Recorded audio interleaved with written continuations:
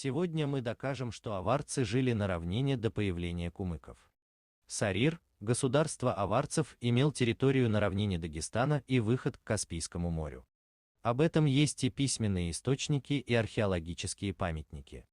Например, Хамдалах Мустафи Айл-Казвини в книге Нусхат ал-Кулуб от 1340 года пишет, что правитель Сарира устроил рыбалку для своего гостя, Салама Тарджумана.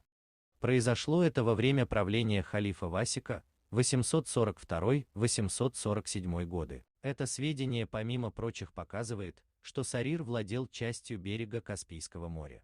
На карте мира Алистархи XI века мы видим, что в состав территории Сарира входила равнина Дагестана. На карте Каспийского моря X века мы видим, что Сарир имел выход к морю. Также на равнине есть село Гельбах, бывшая северная столица Сарира.